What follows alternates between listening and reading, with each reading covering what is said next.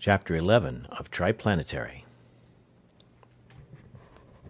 Triplanetary by E. Smith. Chapter 11. Roger Carries On. For Gray Roger had not perished in the floods of Nevian energy which had destroyed his planetoid, while those terrific streamers of force emanating from the crimson obscurity surrounding the amphibian spaceship were driving into his defensive screens. Roger sat impassive and immobile at his desk. His hard, gray eyes moved methodically over his instruments and recorders, and after a few minutes he smiled coldly, while an expression of relief struggled fleetingly to move his expressionless face. Even though his screens were better than anyone had supposed, why admit it? Baxter, Hartkopf, Chatelier, Andrusung, Penrose, Nishimura, Mirsky. He called off a list of names. Report to me here at once. The planetoid is lost, he informed his select group of scientists when they had assembled, and we must abandon it in exactly 15 minutes, which will be the time required for the robots to fill this first section with our most necessary machinery and instruments. Pack each of you one box of the things he most wishes to take with him, and report back here in not more than 13 minutes. Say nothing to anyone else. They filed out calmly, and as they passed out into the hall, Baxter, perhaps a trifle less case-hardened than his fellows, at least voiced the thought for those they were so brutally deserting. "I say, it seems a bit thick to dash off this way and leave the rest of them, but still, I suppose—" "You'll suppose correctly." Bland and heartless Nishimura filled in the pause. "A small part of the planetoid may be able to escape, which, to me at least, is pleasantly surprising news. It cannot carry all of our men and mechanisms, therefore only the most important of both are saved. What would you? For the rest, it is simply what you call the fortune of war, no?" "But the beautiful—" began the amorous Chatelier. "Hush, fool!" snorted Hartkopf. "One word of that to the ear of Roger and you too are left behind. Of such non-essentials the universe is full, to be collected in times of ease, but in times hard to be disregarded. Und this is a time of Schrecklichkeit indeed." The group broke up, each man going to his own quarters, to meet again in the first section a few minutes before the zero time. Roger's office was now packed so tightly with machinery and supplies that but little room was left for the scientists. The grey monstrosity still sat unmoved behind his dials. "But of what use is it, Roger?" the Russian physicist demanded. "Those waves are of some ultra-band, of a frequency immensely higher than anything heretofore known. Our screens should not have stopped them for an instant. It is a mystery that they have held so long, and certainly this single section will not be permitted to leave the planetoid without being destroyed." "There are many things you do not know, Mirsky," came the cold and level answer. "Our screens, which you think are of your own devising, have several improvements of my own in the formulae, and would hold forever had I the power to drive them. The screens of this section, being smaller, can be held as long as will be found necessary." "Power!" the dumbfounded Russian exclaimed. "Why, we have almost infinite power, unlimited, sufficient for a lifetime of high expenditure." But Roger made no reply, for the time of departure was at hand. He pressed down a tiny lever, and a robot in the power room threw in the gigantic plunger switches which launched against the Nevians the stupendous beam which so upset the complacence of Narado the amphibian, the beam into which was poured recklessly every resource of power afforded by the planetoid, careless alike of burnout and of exhaustion. Then all the attention of the Nevians and the greater part of their power output devoted to the neutralization of that last desperate thrust. The metal wall of the planetoid opened, and the first section shot out into space. Full driven as they were, Roger's screens flared white as he drove through the temporarily lessened attack of the Nevians, but in their preoccupation the amphibians did not notice the additional disturbance, and the section tore on, unobserved and undetected. far out in space, Roger raised his eyes from the instrument panel and continued the conversation as though it had not been interrupted. Everything is relative, Mirsky, and you have misused gravely the term unlimited. Our power was, and is, very definitely limited. True, it then seemed ample for our needs, and is far superior to that possessed by the inhabitants of any solar system with which I am familiar. But the beings behind that red screen, whoever they are, have sources of power as far above ours as ours are above those of the Solarians. How do you know? That power, what is it? We have the analyses of those fields recorded, came simultaneous questions and explanations. Their power source is very probably the interatomic energy of iron, and if so, much remains to be done before I can proceed with my plan.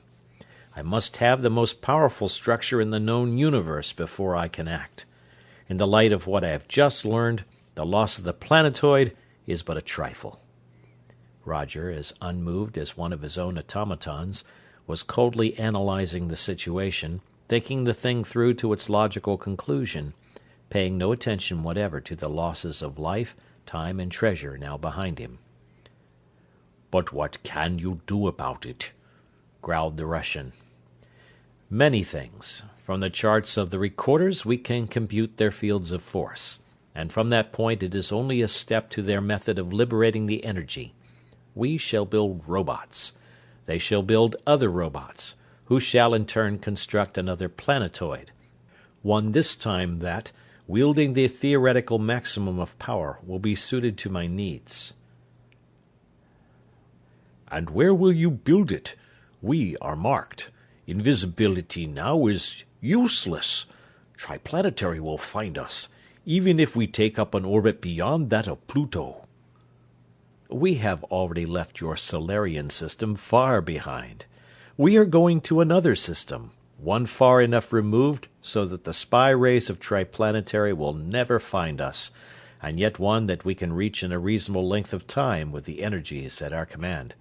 Some 15 days will be required for the journey, however, and our quarters are cramped. Therefore make places for yourselves wherever you can, and lessen the tedium of those 15 days by working upon whatever problems are most pressing in your respective researches." The grey monster fell silent, immersed in what thoughts no one knew, and the scientists set out to obey his orders. Baxter, the British chemist, followed Penrose, the lantern-jawed, saturnine American engineer and inventor, as he made his way to the furthermost cubicle of the section. "I say, Penrose, I'd like to ask you a couple of questions, if you don't mind." "Go ahead. Ordinarily, it's dangerous to be a cackling hen anywhere around him, but he can't hear anything here now. His system is pretty well shot to pieces. You want to know all I know about Roger?" "Exactly so. You have been with him so much longer than I have, you know. In some ways, he impresses one as being scarcely human, if you know what I mean. Ridiculous, of course, but of late I have been wondering whether he really is human. He knows too much, about too many things. He seems to be acquainted with many solar systems, to visit which would require lifetimes. Then, too, he has dropped remarks which would imply that he actually saw things that happened long before any living man could possibly have been born. Finally, he looks, well, peculiar, and certainly does not act human. I have been wondering, and have been able to learn nothing about him. As you have said, such talk as this aboard the planetoid was impossible." "You needn't worry about being paid your price, that's one thing. If we live, and that was part of the agreement, you know, we will all get what we sold out for. You will become a belted earl. I have already made millions, and shall make many more. Similarly, Chatelier has had and will have his women, and Andrasung and Nishimura their cherished revenges, Hartkopf his power, and so on." He eyed the other speculatively, then went on. "I might as well spill it all, since I'll never have a better chance, and since you should know what the rest of us do. You're in the same boat with us, and tarred with the same brush. There's a lot of gossip that may or may not be true, but I know one very startling fact. Here it is. My great-great-grandfather left some notes which, taken in connection with certain things I myself saw on the planetoid, prove beyond question that our Roger went to Harvard University at the same time he did. Roger was a grown man then, and the elder Penrose noted that he was marked like this. And the American sketched a cabalistic design. "What!" Baxter exclaimed.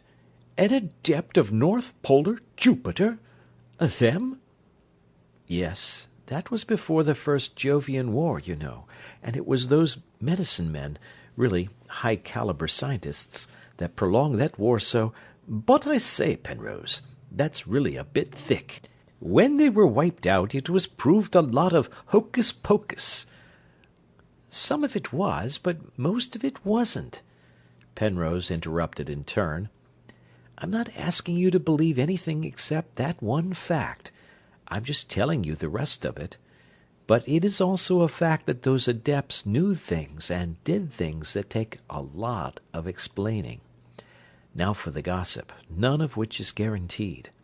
Roger is undoubtedly of Tellurian parentage, and the story is that his father was a moon pirate, his mother a Greek adventuress.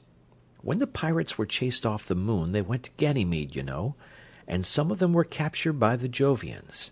It seems that Roger was born at an instant of time sacred to the adepts, so they took him on. He worked his way up through the Forbidden Society as all adepts did, by various kinds of murder and job lots of assorted deviltries, until he got clear to the top, the 77th mystery." "The secret of eternal youth!" gasped Baxter, awed in spite of himself. "Right. And he stayed chief devil, in spite of all the efforts of all his ambitious sub-devils to kill him, until the turning point of the First Jovian War. He cut away then in a spaceship, and ever since then he has been working, and working hard, on some stupendous plan of his own that nobody else has ever got even an inkling of. That's the story. True or not, it explains a lot of things that no other theory can touch. And now I think you better shuffle along. Enough of this is a great plenty." Baxter went to his own cubby, and each man of the Adept's cold-blooded crew methodically took up his task. True to prediction, in 15 days a planet loomed beneath them, and their vessel settled through a reeking atmosphere toward a rocky and forbidding plain. Then for another day they plunged along, a few thousand feet above the surface of that strange world, while Roger with his analytical detectors sought the most favorable location from which to wrest the materials necessary for his program of construction. It was a world of cold. Its sun was distant, pale and wan. It had monstrous forms of vegetation, of which each branch and member writhed and fought with a grotesque and horrible individual activity. Ever and anon a struggling part broke from its parent plant and darted away in independent existence, leaping upon and consuming or being consumed by a fellow creature equally monstrous. This flora was of a uniform color, a lurid, sickly yellow. In form, some of it was fern-like, some cactus-like, some vaguely tree-like, but it was all outrageous, inherently repulsive to all Solarian senses. And no less hideous were the animal-like forms of life, which slithered and slunk rapaciously through that fantastic pseudo-vegetation. Snake-like, reptile-like, bat-like, the creatures squirmed, crawled, and flew, each covered with a dankly oozing yellow hide, and each motivated by twin common impulses, to kill, and insatiably and indiscriminately to devour. Over this reeking wilderness Roger drove his vessel, untouched by its disgusting, its appalling ferocity and horror. "There should be intelligence of a kind," he mused, and swept the surface of the planet with an exploring beam. "Ah, yes, there is a city, of sorts. and in a few minutes the outlaws were looking down upon a metal-walled city of roundly conical buildings. Inside these structures and between and around them there scuttled formless blobs of matter, one of which Roger brought up into his vessel by means of a tractor ray. Held immovable by the beam, it lay upon the floor, a strangely extensile, amoeba-like metal-studded mass of leathery substance. Of eyes, ears, limbs, or organs, it apparently had none, yet it radiated an intensely hostile aura, a mental effluvium concentrated of rage and of hatred. "Apparently the ruling intelligence of the planet," Roger commented. "Such creatures are useless to us. We can build robots in half the time required for their subjugation and training. Still, it should not be permitted to carry back what it may have learned of us." As he spoke, the adept threw the peculiar being out into the air and dispassionately rayed it out of existence. "That thing reminds me of a man I used to know back in Penobscot." Penrose was as coldly callous as his unfeeling master. The evenest-tempered man in town, mad all the time. Eventually Roger found a location which satisfied his requirements of raw materials, and made a landing upon that unfriendly soil. Sweeping beams denuded a great circle of life, and into that circle leaped robots. Robots requiring neither rest nor food, but only lubricants and power. Robots insensible alike to that bitter cold and to that noxious atmosphere. But the outlaws were not to win a foothold upon that inimical planet easily, nor were they to hold it without effort. Through the weird vegetation of the circle's bare edge there scuttled and poured along a horde of the metal-studded men, if men they may be called, who, ferocity incarnate, rushed the robot line. Mowed down by hundreds, still they came on, willing, it seemed, to expend any number of lives in order that one living creature might once touch a robot with one out-thrust metallic stud. Whenever that happened there was a flash as of lightning, the heavy smoke of burning insulation, grease, and metal, and the robot went down out of control. Recalling his remaining automatons, Roger sent out a shielding screen, against which the defenders of their planet raged in impotent fury. For days they hurled themselves and their every force against that impenetrable barrier, then withdrew, temporarily stopped, but by no means acknowledging defeat. Then, while Roger and his cohorts directed affairs from within their comfortable and now sufficiently roomy vessel, there came into being around it an industrial city of metal, peopled by metallic and insensate mechanisms. Mines were sunk, furnaces were blown in, smelters belched forth into the already unbearable air their sulphurous fumes, rolling mills and machine shops were built and equipped, and as fast as new enterprises were completed, additional robots were ready to man them. In record time the heavy work of girders, members, and plates was well under way, and shortly thereafter light, deft, and multi-fingered mechanical men began the interminable task of building and installing the prodigious amount of precise machinery required for the vast structure. Roger was well content, but one day he was rudely awakened from his dream of complete isolation. Even though he had no reason to believe that there was anything dangerous within hundreds of millions of miles, it was Roger's cautious custom to release the screens from time to time, in order to allow his detectors to range out. This day, as he sent out his beams, his hard gray eyes grew even harder. "Mirsky! Nishimura, come here!" he snapped, and showed them upon his plate an enormous sphere of steel, its rays flaming viciously. "Is there any doubt whatever in your minds as to the system to which that ship belongs?" "None at all. Triplanetarian," replied the Russian. "While larger than any I have seen before, its construction is unmistakable. They managed to trace us, and are testing out their weapons before attacking. Do we attack, or do we run away?" "If Triplanetarian, and it surely is, we attack," coldly. "This one section is armed and powered to defeat Triplanetary's entire navy. We shall take that ship, and shall add its slight resources to our own. And it may even be that they have picked up the 3 who escaped me.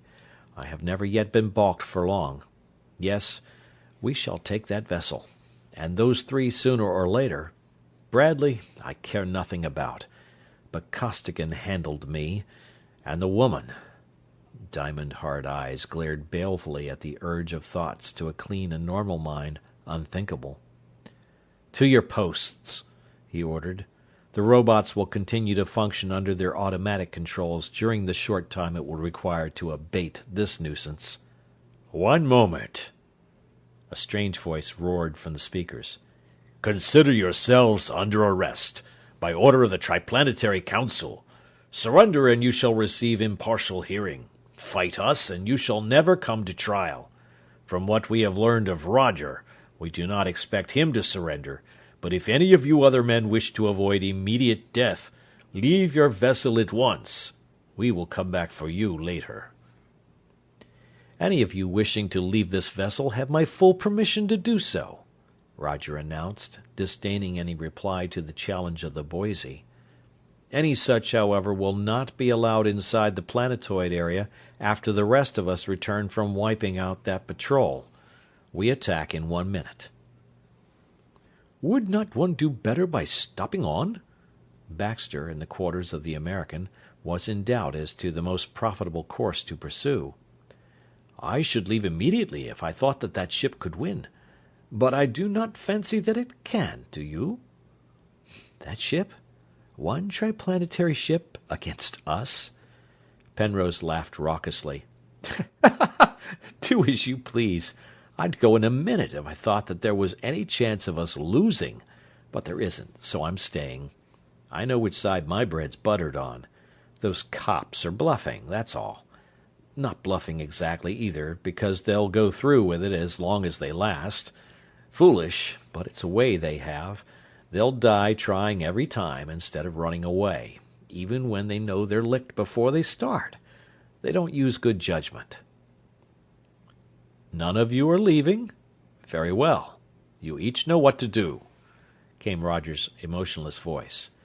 The stipulated minute having elapsed, he advanced a lever and the outlaw cruiser slid quietly into the air. Toward the poised Boise, Roger steered.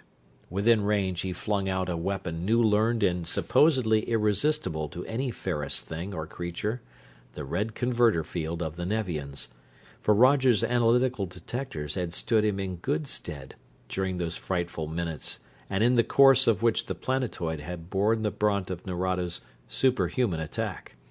In such good stead that from the records of those ingenious instruments he and his scientists had been able to reconstruct not only the generators of the attacking forces, but also the screens employed by the amphibians in the neutralization of similar beams.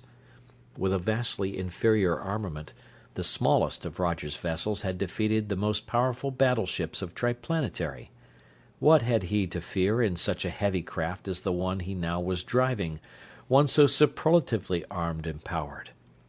Well it was for his peace of mind that he had no inkling that the harmless-looking sphere he was so blithely attacking was in reality the much-discussed, half-mythical super-ship of Triplanetary's Secret Service, nor that its already unprecedented armament had been reinforced, thanks to that hated Costigan, with Roger's own every worthwhile idea, as well as with every weapon and defense known to that arch-Nevian, Nerado. Unknowing and contemptuous, Roger launched his converter field, and instantly found himself fighting for his very life, for from Rodebush at the controls down, the men of the Secret Service countered with wave after wave and with salvo after salvo of vibratory and material destruction. No thought of mercy for the men of the pirate ship could enter their minds. The outlaws had each been given a chance to surrender, and each had refused it. Refusing, they knew, as the Triplanetarians knew and as all modern readers know, meant that they were staking their lives upon victory. For with modern armaments it is seldom indeed that a single man lives through the defeat in battle of a war vessel of space. Roger launched his field of red opacity, but it did not even reach Boise's screens. All space seemed to explode into violet splendor as Raudebush neutralized it, drove it back with his obliterating zone of force. But even that all-devouring zone could not touch Roger's peculiarly efficient screen. The outlaw vessel stood out, unharmed. Ultraviolet, infrared, pure heat, infrasound, solid beams of high-tension, high-frequency current, in whose paths the most stubborn metals would be volatilized instantly. All iron-driven, every deadly and torturing vibration known was hurled against that screen. But it, too, was iron-driven, and it held. Even the awful force of the macro beam was dissipated by it, reflected, hurled away on all sides in coruscating torrents of blinding, dazzling energy. Cooper, Adlington, Spencer, and Dutton hurled against it their bombs and torpedoes, and still it held. But Roger's fiercest blasts and heaviest projectiles were equally impotent against the force shields of the supership. The Adept, having no liking for a battle upon anything like equal terms, sought safety in flight, only to be brought to a crashing, stunning halt by a massive tractor beam. That must be that six-phase polycyclic screen that Conway reported on. Cleveland frowned in thought. I've been doing a lot of work on that, and I think I've calculated an opener for it, Fred, but I'll have to have number 10 projector and the whole output of number 10 power room. Can you let me play with that much juice for a while? All right, Blake, tune her up to 55,000. There, hold it. Now, you other fellows, listen. I'm going to try to drill a hole through that screen with a hollow, quasi-solid beam, like a diamond drill cutting out a core. You won't be able to shove anything into the hole from outside the beam, so you'll have to steer your cans out through the central orifice of number 10 projector. That'll be cold, since I'm going to use only the edge. I don't know how long I'll be able to hold the hole open, though, so shoot them along as fast as you can. Ready? Here goes. He pressed a series of contacts. Far below, in number 10 converter room, massive switches drove home, and the enormous mass of the vessel quivered under the terrific reaction of the newly calculated semi-material beam of energy that was hurled out, backed by the mightiest of all the mighty converters and generators of Triplanetary's super dreadnought. That beam, a pipe-like hollow cylinder of intolerable energy, flashed out, and there was a rending, tearing crash as it struck Roger's hitherto impenetrable wall. Struck and clung, grinding, boring in, while from the raging inferno that marked the circle of contact of cylinder and shield, the pirate's screen radiated scintillating torrents of crackling, streaming sparks, lightning-like in length and in intensity. Deeper and deeper the gigantic drill was driven. It was through, pierced Roger's polycyclic screen, exposed the bare metal of Roger's walls, and now, concentrated upon one point, flamed out in seemingly redoubled fury Triplanetary's raging rays. In vain. For even as they could not penetrate the screen, neither could they penetrate the wall of Cleveland's drill, but rebounded from it in the cascaded brilliance of thwarted lightning.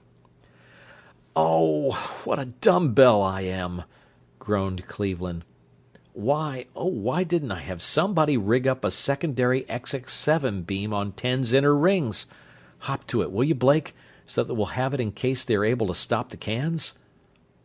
But the pirates could not stop all of Triplanetary's projectiles, now hurrying along inside the pipe as fast as they could be driven. In fact, for a few minutes desperate Roger, knowing that he faced his long life's gravest crisis, paid no attention to them at all, nor to any of his own useless offensive weapons. He struggled only and madly to break away from the savage grip of the Boise's tractor rod. Futile. He could neither cut nor stretch that inexorably anchoring beam.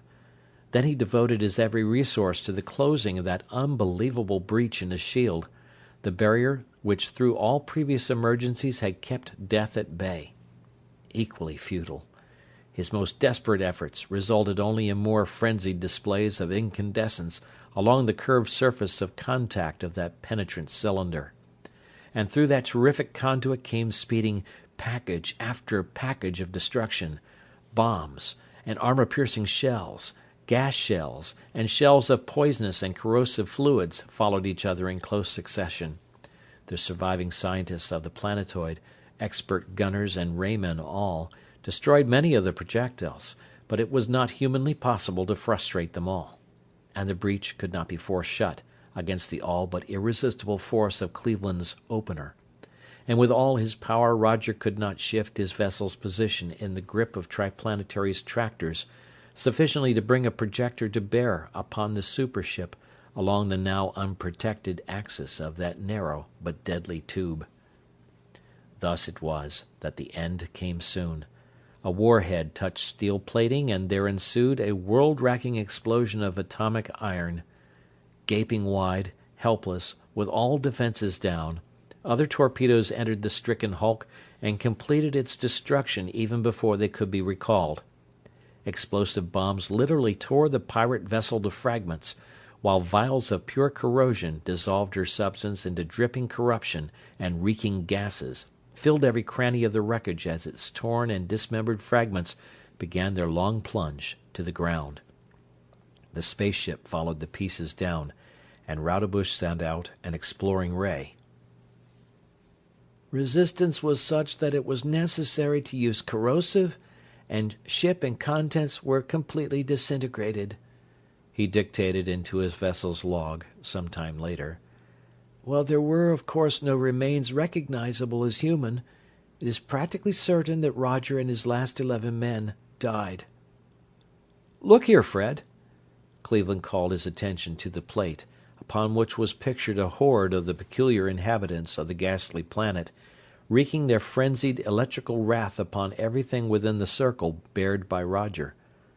"I was just going to suggest that we clean up that planetoid Roger started, but I see that the local boys are attending to it." "Just as well, perhaps. I would like to stay and study these people a little while, but we must get back on the trail of the Nevians."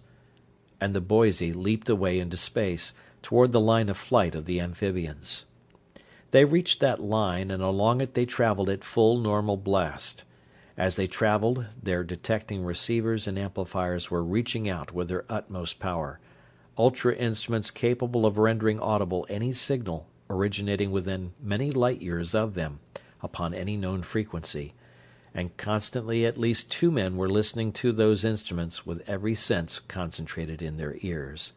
Listening, straining to distinguish in the deafening roar of background noise from the overdriven tubes any sign of voice or signal.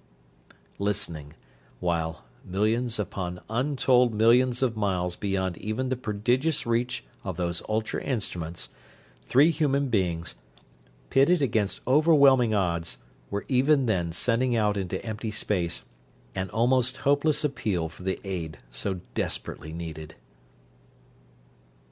End of chapter.